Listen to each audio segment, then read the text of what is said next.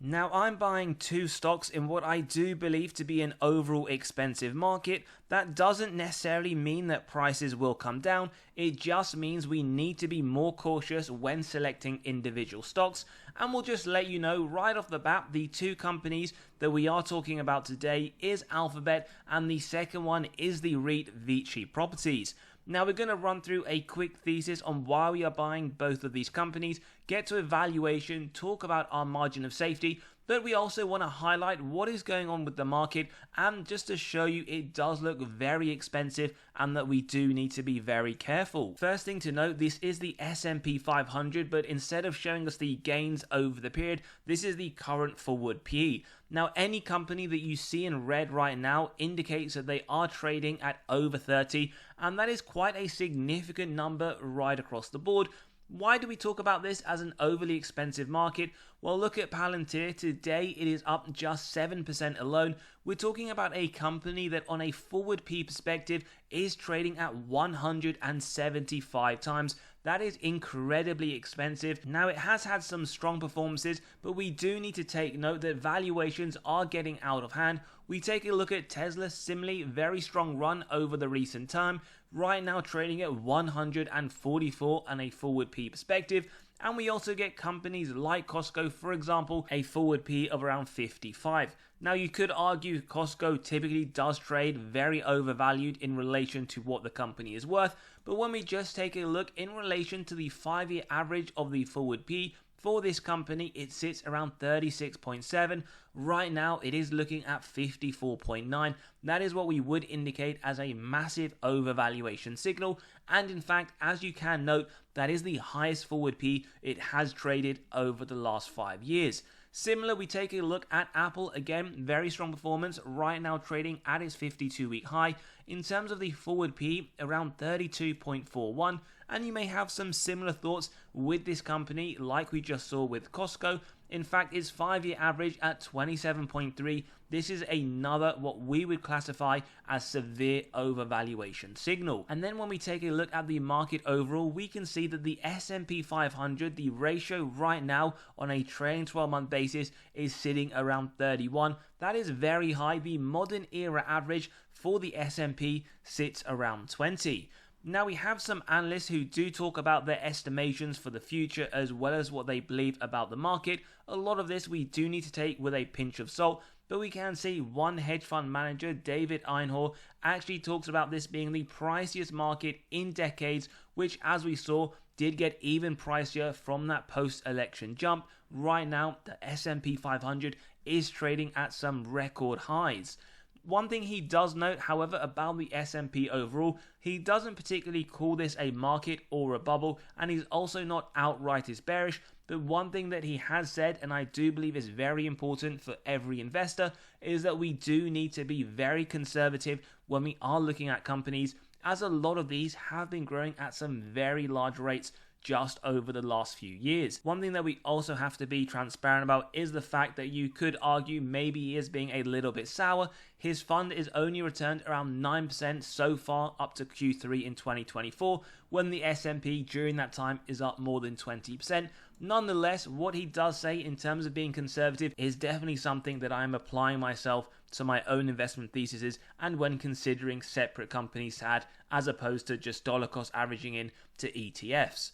Now, we have Goldman Sachs, who at the end of October talked about their vision for where the S&P they believe will hit, and they talk about the next 10 years, they see the annual return being only 3%. When you do compare that to over the last 10 years, this was around 13%.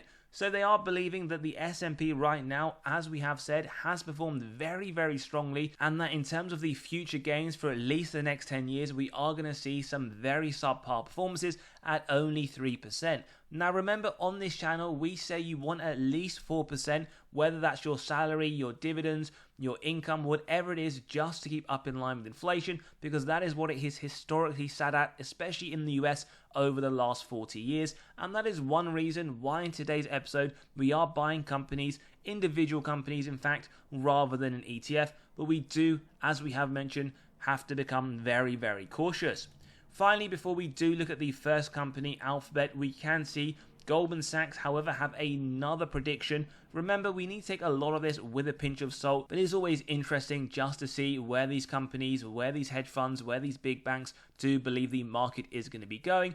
They believe that right now until the end of next year, the S&P is going to gain around 11%. Now you might think that's not that great. We have seen around 20 to 30% gain just in 2024 alone so far, but ultimately around 10 to 11% is very strong, and that is, as we just saw, what we have seen over the last decade. So in conclusion, to just wrapping up the market, it does look to be very expensive. We have companies trading above 100 forward earnings, Tesla, notably Palantir, and many others that whilst they may not be as high as those companies, are still trading well above their 5-year averages, and a lot of that earnings growth has now been baked into them. They could go higher. As we said at the beginning of the episode, it doesn't necessarily mean the share price will come down, but these are things that you do really need to consider, especially if you are someone who does like to pick individual companies.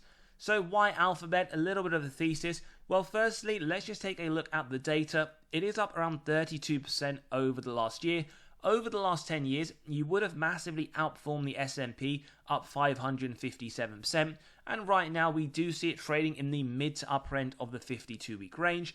In terms of the buy signals, well, a double buy from Seeking Alpha and Wall Street 4.41, that isn't far off the 4.5 to indicate a strong buy. Quant, they give them a 3.49, which is a hold. Again, that 3.5 would take this to a buy, so they're not far off. And it does pay a dividend, although not the highest at 0.47%. Definitely a lot lower than VICI Properties, which we are going to cover shortly. Now, in terms of the valuation, we just talked about this market being overly inflated when we saw companies trading well above their 5-year average.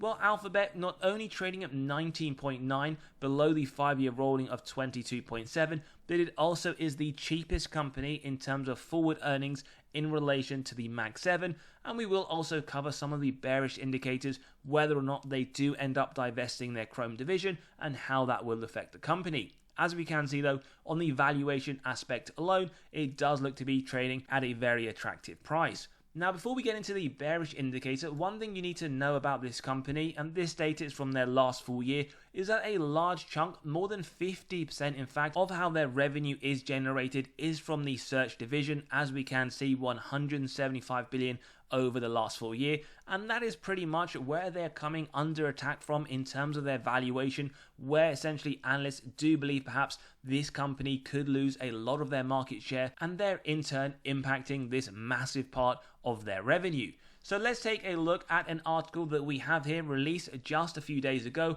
and we can in fact see here, it is from the Wall Street Journal, where they have said Googling is for old people, and that is a very large problem for Google. Now, they haven't stated how old you need to be essentially be classified under that bracket, but what they have noticed here is if Google were a ship, it would be the Titanic in the hours before it struck an iceberg, basically telling us that in fact they are unsinkable and are about to enter a very large force which will end up in a large catastrophe, essentially telling us management at Google can't see the large issues that are right in front of them, notably against their search division, and that is going to impact them very soon. Now, they talk about the DOJ, which we will cover shortly, but they believe their core business, as we said, their search is under siege, and that people are increasingly getting their answers from artificial intelligence. Namely, they talk about younger generations who are using other platforms like ChatGPT and other AI search engines that are taking away that revenue from Google and their search. And the very first danger that they do believe is up ahead for them, they say is very clear, it's very present when people want to search for information or in fact go on shopping, that they are using their competitors, and ultimately the advertising dollars will move away from Google and into those companies. Now, we have here in 2025, eMarketer projects Google's shares of the US search engine market will fall below 50% for the first time since the company began tracking it. Now look, where they got this estimation from, we don't know. It isn't backed by any numbers, but they are saying here that they do believe their top line will be hit, and quite significantly, as we saw, the largest part of their top line. Now let's look at some historical data. As always, it's not too great to base that on our future projections, but we just want to take a look at the last 10 years to see where their search engine market share has moved. Now October 2015, we can see that the amount of market share that Google did have in this area was around 91.55%. Now we can see it has gone up and down very marginally, around 1 to 2 percentage points on a year-on-year basis. When we get to the present day right now, we can see it is just under 90%. Now as we can see here, 89.98 to be exact. And then let's ask ourselves, who has been the second and most consistent search engine? Well, we have here Bing just under 4%. So interestingly, when we take a look at Bing, what is the most searched word on that search engine? And as we can see, and we have shown before, not just in 2024, we also had an article from the BBC in 2021. Google is the most searched term on Bing with a search volume of just under 41 million. Now look, as we said, that is historical data, but we can see that Google has had issues many times where investors, analysts, institutions, hedge funds have said that they will come under attack. It hasn't happened yet. It doesn't mean it won't happen into the future, but we do need to perhaps consider a margin of safety when we do want to acquire this company, something we will look at the valuation, and we do have to bear in mind that there are some catalysts that could be very bearish for this company, but that is why we do like to have an overall investment thesis that includes a margin of safety before we do buy any company. Now we're just going to show you one or two of our favorite metrics from this company before moving on, but we do note their free cash flow over the longer term has been very strong, growing in fact more than 5 times over the last 10 years. This is expected to continue over the next 12 months. And then we get to their sales growth, where we can see double digit every single year bar 2023. On a trailing 12 month, 14% also looks to be very good. And from a numerical perspective, we can see the growth hasn't stopped from this company over the last 10 years. Now they've also done some share buybacks, but we've already covered a lot of this information, so we just want to highlight some of the key. The ROIC, one of our favorite metrics, looking very strong, 32% on a trailing 12 month. Remember, this tells us that management are able to effectively allocate their capital. Margins look good on both sides, above the minimums, a little bit of operating efficiency to note as well on the operating margin. And then net debt to EBITDA, we're not going to go through the balance sheet in today's episode, but 0 right across the board. This emphasizes to us that for Alphabet, it won't even take them one day to pay off all of their debt, net of cash on hand. Now before we continue with the episode, we do want to let you know we have released our latest free weekly article where we run through 2 cheap stocks that are under the radar, and we send one out every single Monday morning for free, and you can sign up by clicking on the pinned comment below, reading straight away. What we talk about are severe undervalued stocks that we believe deserve your attention, as well as what's gone in the market over the last few days. On top of that, you can grab 2 spreadsheets. The first one, 28 undervalued dividend stocks for the month of December. Lots of information for each one, as well as the upside that Wall Street themselves see over the next year. And on top of that, you can grab a copy of 29 massively undervalued stocks. In fact, these are 29 stocks that Wall Street themselves believe have the most upside right now in the S&P 500. So click below, you can sign up and start reading straight away. Now a few more things before we jump into Google's valuation, but we do like to talk about Waymo. It is an under the radar element of Google. They have been increasing not only their revenue every single quarter in relation to what they call other bets, but if we just take a look, in fact they have been rapidly expanding their operations, and they are also now open in Los Angeles, which as we can see is their largest expansion yet. On top of that, the number of rides or weekly rides that they do monitor has been increasing very significantly. It feels like every time we check, the number goes up, and we can see here they now see more than 150,000 paid rides per week, and not too long ago, August, it was around 100,000, and when we first started covering this was around 50,000. This is definitely something we do believe is currently undervalued by the market. And talking about valuation of the different elements of Google, this is one article that we have discussed before. We will just run through again, but talks about this company being severely undervalued and the stock price being well over $200 worth. So it talks about right now how the antitrust concerns, the essential issues the DOJ are bringing in terms of Chrome, have now been baked into this company. As we mentioned, the PE is below the S&P as well as lower than Meta Platforms, which sits around 22.9, and that right now is the second cheapest in relation to the Mag 7. Now when stripping out the whole company and looking at the individual parts for Alphabet's business, they believe their cloud business would generate around $20 billion in 2025 alone. That is the EBITDA, and therefore would be worth around $325 billion at a 16 times multiple. As we can see, they have used comparable data. YouTube alone would be worth up to $800 billion. They've based that both on Meta as well as Netflix, and they do agree Waymo is a little bit harder to value. However, when they do compare it to both Uber as well as Tesla, they believe is a lot more reasonable to value this somewhere around the $300 billion mark. And as we can see and have mentioned, very impressive 150,000 rides on a weekly basis. We also have a hedge fund manager here who sees the valuation a lot higher at 350 to 850, and in fact they believe this business over the next 2 to 4 years will spin off. So therefore they see here that the search business would be worth around 550 billion, and that is around 5 times their EBITDA, and we can see here that would leave Google search trading around 11 times earning, and he believes that is a large enough margin of safety given the issues that Alphabet is currently facing. Now in terms of the actual value, well, he says here for the upside it is easy to justify a $260 price for a company which is the sum of its parts, and for Alphabet to get back essentially to its historical premium value around 26 times earnings, it would be worth $234 a share.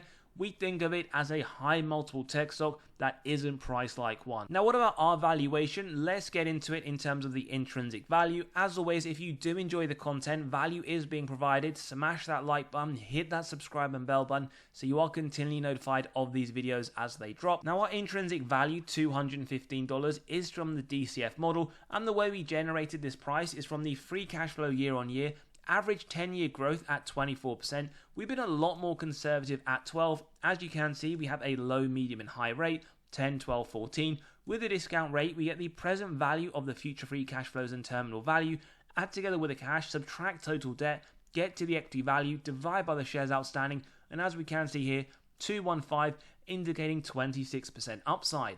Now these numbers are subjective. You can grab a copy of this model by clicking on the pinned comment below, running through your own numbers, whether it's for Alphabet or any others. Full transparency though, we will use the 10% rate just to show you, 187 indicating 10% upside and 14 indicating 247, therefore 44. So with the 12%, the medium rate, we always like to use a margin of safety, 10%, execute on that if it meets our 3 golden criteria: wide moat, strong financial metrics, and good forward-looking data. If you believe that today's episode will buy at 194, then we keep going till it's near the current trading price, and we can see right now we believe Alphabet, based on the forecasted growth of around 12% to the free cash flow, currently trades at a 20% margin of safety. With Wall Street, as we said, not far off a strong buy rating. Their price target, $212, they see upside of 24%, and as we said, do also give us your thoughts. We'd be interested here whether or not you believe these two companies are at a buy stage for yourself. Now the other stock we are buying is VICI Properties. Now we do already hold this. We can see it hasn't had the best year, up around 4%. Over the last 5 years, it is up around 29%, and right now it trades around the mid to upper end of the 52-week range. It is a REIT, so real estate investment trust, and unlike Alphabet, we actually get a double buy from Seeking Alpha and Wall Street with a strong buy rating from Quant. As we do note, Wall Street themselves aren't far off, similar to Google at a strong buy, 4.47 versus 4.5. They offer a very nice yield at 5.3%, a lot higher than Google, 5.3% as we said. P to FFO, the price to funds from operation on a forward look of around 12.2, and that is currently lower than the sector average. Now, there are a few things that we need to note with this company. Typically, REITs are sensitive to interest rates, and we can see the Fed governor says that they are leaning towards a December rate cut. However, they do mention that inflation does look like it may be stalling, so in terms of the future rates, it may be less than what the market had been expecting, but we are anticipating a 0.25% decrease around mid-December. Now, one reason why we do look to interest rates for REITs, historically what we have noted in comparison to other equities, they do outperform once the Fed has stopped increasing the rates, something that we have seen in 2024. Over the next quarter, from when the hikes are completed, in the dark blue, the public real estate, it does outperform the equity market, and this holds true over the next 2 and the next 4 quarters. Not something that we typically look at. As we said, historical data is nice when researching company, but we shouldn't base that for future projection. But we do also believe with interest rates, with them cutting, especially in 2024 and anticipated over the next year or two, VICI Properties, whether in relation to the equity market or not, will perform very well whilst you are getting a very attractive yield. As we will show you, it has been increasing at a very attractive rate as well. And one thing that we do look at companies in this industry is the adjusted FFO, the funds from operation. Similar to when we look at the free cash flow, we want consistent growth over the long term, and that is more or less what we get from VICI Properties. It is anticipated to increase over the next 12 months. And one thing you may be wondering is why we're not focusing on the free cash flow. Well, for REITs, they are a lot more volatile, and therefore we do exclude it and purely look at the funds from operation. So in terms of the growth, this is something we do find attractive. And then when you just look at their tenants, the majority of them, in fact, on an annualized cash rent basis, we can see 74%, some very large names. We have Caesars Entertainment, MGM Resorts. You also have the Venetian making just under 10%. And these are big names in Vegas. I'm sure you've heard of the majority of these companies, in fact, the other ones as well. And their WALT, which stands for the weighted average lease term, is very high, in fact, around 41 years. And we would be very, very surprised if these weren't renewed, and in fact probably renewed before they do run out. Now, to invest in this company, you do need to be very bullish on Vegas as a whole, but we can see there are lots of reasons why people do go. It isn't just about the casinos. We have here lots of concerts, very large names. We also have lots of very large sporting events, and with the addition not too long ago of the Sphere, we do believe tourism in Vegas will continue in the future.